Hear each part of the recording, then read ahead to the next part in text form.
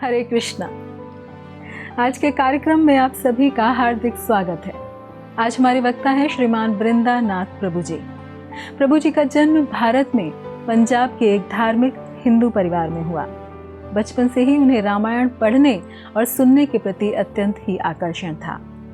प्रभु जी ने mechanical engineering का अध्ययन करने के पश्चात सन 2005 में यूएसए में बायो मैकेनिकल इंजीनियरिंग में पीएचडी की और जनरल मोटर्स के लिए safety performance integration and research engineer के रूप में कार्य किया। वेन स्टेट यूनिवर्सिटी में पीएचडी के दौरान परिसर में भक्तों से उनका परिचय हुआ। पश्चात वे नियमित रूप से उनसे मिलने जाने लगे। सन 2013 में इस्कॉन के संस्थापक आचार्य भक्तिवेदांत स्वामी श्रील प्रभुपाद के प्रिय शिष्य परम पूज्य गोपाल कृष्ण गोस्वामी महाराज से उन्होंने हरि नाम दीक्षा और सन 2017 में ब्राह्मण दीक्षा प्राप्त की। वर्तमान में वे अपने परिवार के साथ यूएसए में रहते हुए भगवत भक्ति का अभ्यास कर रहे हैं। वह नियमित रूप से स्थानीय उपनगरों में भक्ति वृक्ष व नाम हट्ट कार्यक्रम और महोत्सवों के आयोजनों के माध्यम से वहां के निवासियों के साथ कृष्ण भावनामृत को साझा कर रहे हैं। साथ ही साथ प्रभु जी नियमित रूप से इस्कॉन डेट्रॉयट और इस्कॉन फार्मिंगटन हिल मंदिरों में विभिन्न प्रकार की सेवाओं में संलग्न रहते हैं। तो आइए श्रवण करते हैं श्रीमान वृंदानाथ प्रभु जी के मुखारविंद से। धन्यवाद। हरे कृष्णा। देव देव जगन्नाथ प्रपन्नार्ति विनाशन त्राहि मां पुंडरीकाक्ष पतितं भवसागरे। नमस्ते तु हलग्राम नमस्ते मूसलायुध नमस्ते रेवतीकांत नमस्ते भक्तवत्सल। जय देवी भक्तिधात्री प्रसीद परमेश्वरी। जय देवी सुभद्रे त्वं सर्वेषां भद्रदायिनी। जय जगन्नाथ, जय बलदेव, जय माई सुभद्रा, जय सुदर्शन। आप सभी का स्वागत है हमारे साथ जगन्नाथपुरी धाम की यात्रा में। पिछली कड़ी में हमने वर्णन किया जगन्नाथपुरी धाम के अंदर जो पंच तीर्थ हैं, इंद्रद्युम्न सरोवर, मार्कंडे सरोवर, रोहिणी कुंड, श्वेत गंगा और महोदधि सागर। आज हम आपको लेकर चल रहे हैं एक और विशेष स्थान पर जिसका नाम है गुंडीचा मंदिर। जी हाँ, गुंडीचा मंदिर जो भगवान जगन्नाथ का बर्थ प्लेस माना जाता है, उनका जन्म स्थान माना जाता है। कैसे? क्योंकि जहाँ पर भगवान जगन्नाथ को उस वृक्ष के तने में से उनके विग्रह बनाए गए, वो ये स्थान है गुंडीचा मंदिर। तो इंद्रद्युम्न महाराज ने अपने रहने के लिए जो निवास स्थान बनाया था उसका नाम उन्होंने अपनी पत्नी के नाम के ऊपर रखा। उनकी पत्नी का नाम था गुंडीचा, इसलिए उस स्थान का नाम रखा गया गुंडीचा मंदिर। और जब जगन्नाथ भगवान प्रकट हुए चतुर्धा मूर्ति के रूप में, जगन्नाथ बलदेव सुभद्रा सुदर्शन के रूप में, उस समय पर इंद्रद्युम्न महाराज ने भगवान से एक वरदान मांगा, एक बड़ा विचित्र वरदान। मैं चाहता हूँ मेरा कोई वंशज ना हो, मेरी कोई संतान ना हो, ताकि वो इस मंदिर को अपनी संपत्ति ना समझ सकें और इसके लिए आपस में झगड़ा ना करें। तो भगवान ने उनसे प्रसन्न होकर उनको ये वरदान दिया। पर इंद्रद्युम्न महाराज की जो पत्नी थी उनको बहुत चिंता हो रही थी, क्योंकि एक स्त्री, उनकी क्या इच्छा रहती है कि उनका कुछ संतान हो, उनका कुछ पुत्र हो। पर जगन्नाथ भगवान ने उनके मन का भाव समझते हुए उनको एक वरदान दिया, उनको एक आश्वासन दिया कि आज से मैं आपको अपनी माता की तरह समझूंगा। तो जगन्नाथ भगवान गुंडीचा को अपनी माता की तरह समझते हैं, इंद्रद्युम्न महाराज को अपने पिता की तरह समझते हैं। और इसलिए आज भी जगन्नाथपुरी में भगवान जगन्नाथ की तरफ से इंद्रद्युम्न महाराज और गुंडीचा का श्राद्ध की क्रिया की जाती है। तो उस समय पर जगन्नाथ भगवान ने गुंडीचा को बोला कि मैं साल में 9 दिन आपके घर पर आऊँगा, आपके घर पर आकर यहाँ पर विश्राम करूँगा। तो जो भगवान का श्री मंदिर है वो कहाँ पर है? नीलाचल के ऊपर, जिसको बोला जाता है द्वारिका। तो जो नीलाचल है वो द्वारिका धाम की तरह है, और जो गुंडीचा मंदिर है उसको बोला जाता है सुंदराचल, और ये वृंदावन के समान है। तो भगवान अपनी रथ यात्रा में जब आते हैं तो वो द्वारिका को छोड़कर वो वृंदावन की ओर आ रहे हैं। तो जो भगवान की रथ यात्रा है ये इस बात को दर्शाती है कि भगवान अपने द्वारिका नगरी से वृंदावन में जा रहे हैं ब्रजवासियों को मिलने के लिए। तो जगन्नाथ भगवान ने गुंडीचा माता को वरदान दिया कि मैं 9 दिन तक आपके यहाँ पर आकर रहूँगा। तो भगवान की जो रथ यात्रा होती है ये 9 दिवस तक चलती है। पहला दिवस जहाँ पर जगन्नाथ अपने श्री मंदिर से निकल कर रथ पर सवार होकर गुंडीचा मंदिर की ओर यात्रा करते हैं, और रात के समय वो अपने रथ में ही विश्राम करते हैं। अगले दिन सुबह वो मंदिर के अंदर प्रवेश करते हैं।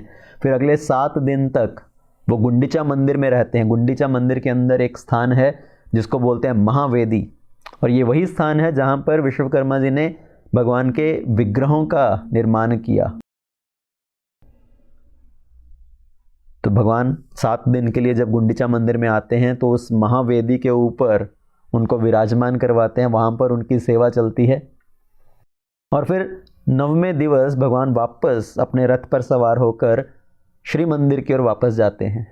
तो ये 9 दिन की क्रिया है। तो गुंडीचा मंदिर में पूरा वर्ष और कुछ उत्सव नहीं होता, कुछ क्रिया नहीं होती, सिर्फ ये 9 दिन के लिए गुंडीचा मंदिर के अंदर पूरे उत्सव मनाए जाते हैं।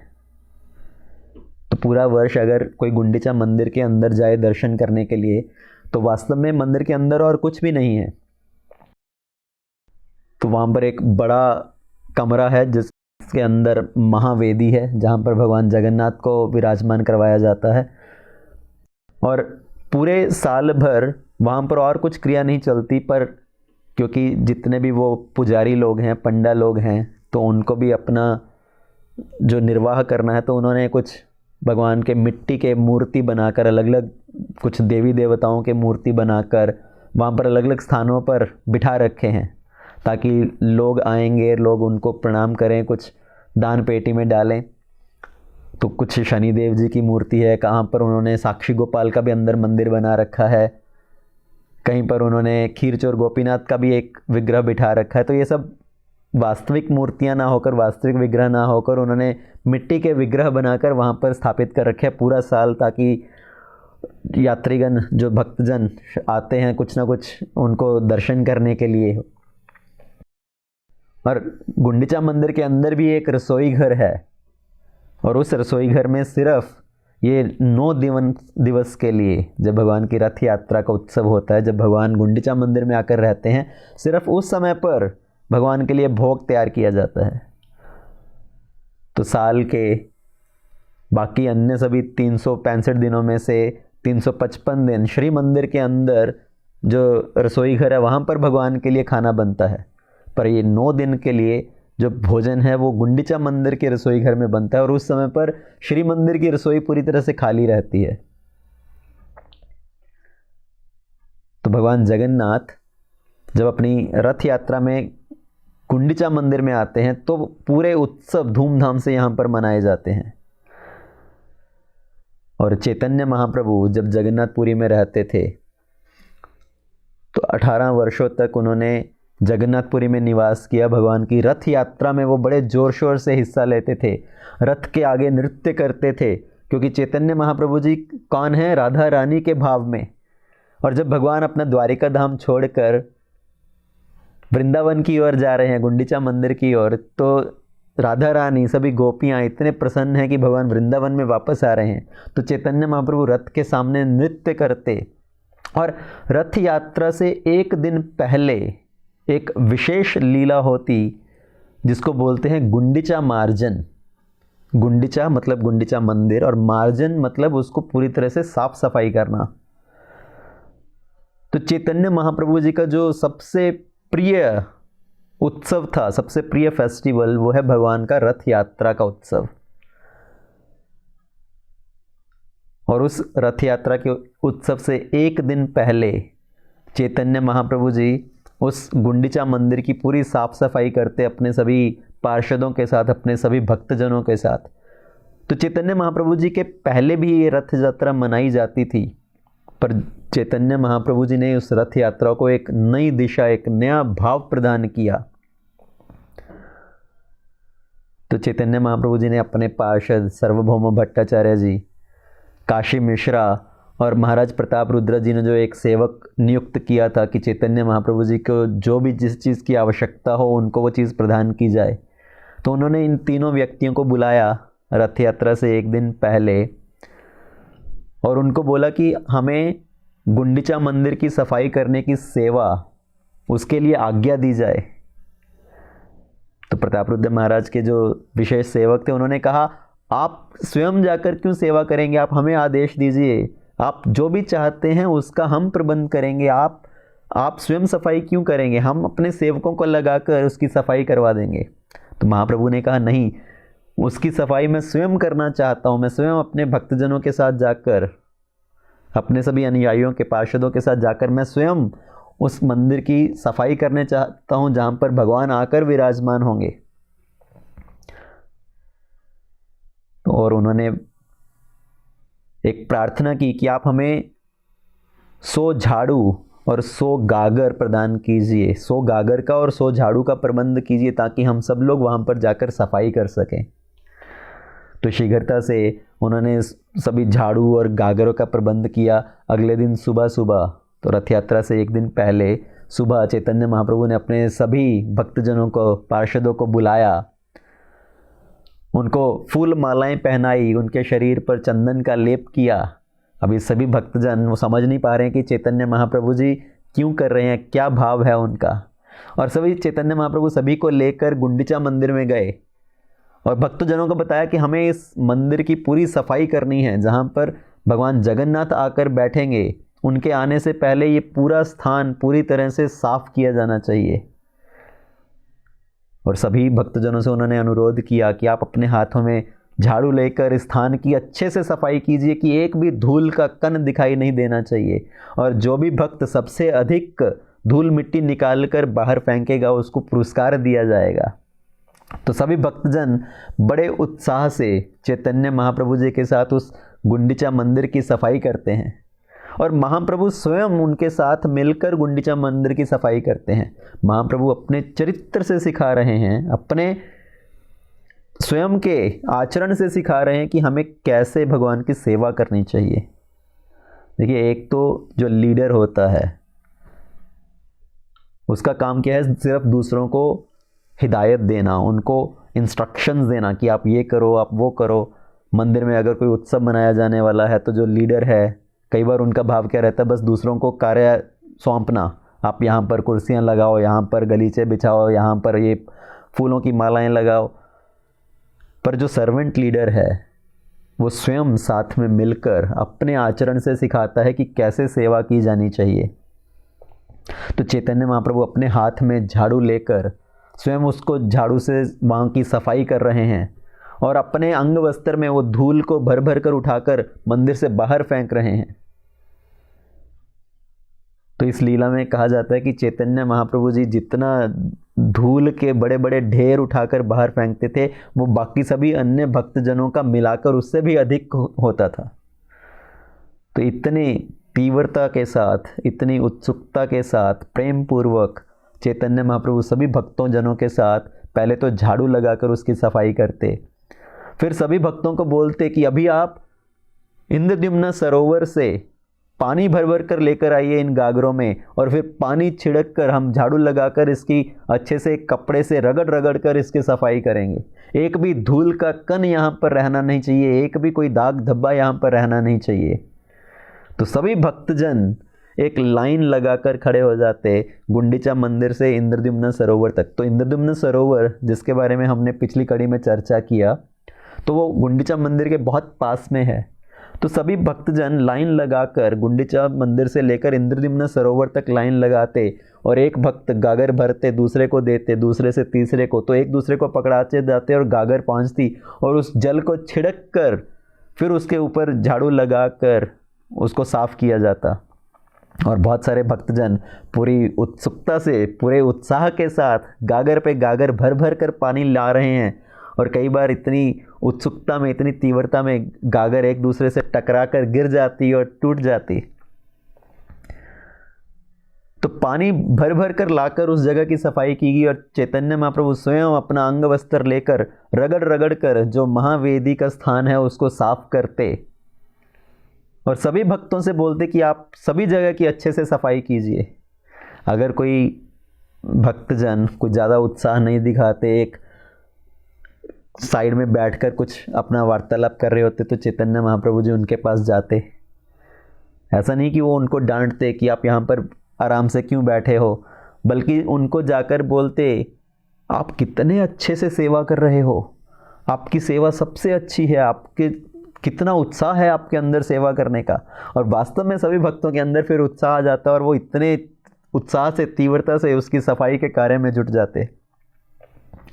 तो जब पानी डाल डाल कर, गागर से पानी को छिड़क कर उसकी सफाई की जाती थी, तो उस समय पर कुछ भक्तजनों के अंदर ये भाव आता कि चैतन्य महाप्रभु इतने मन लगाकर, इतनी उत्सुकता से यहाँ पर सफाई कर रहे हैं, तो ये अच्छा अवसर है जब हम चैतन्य महाप्रभु के अंग से लगकर, उनके चरण से स्पर्श होकर जो जल आ रहा है, उस जल को हम चरणामृत की तरह धारण करें।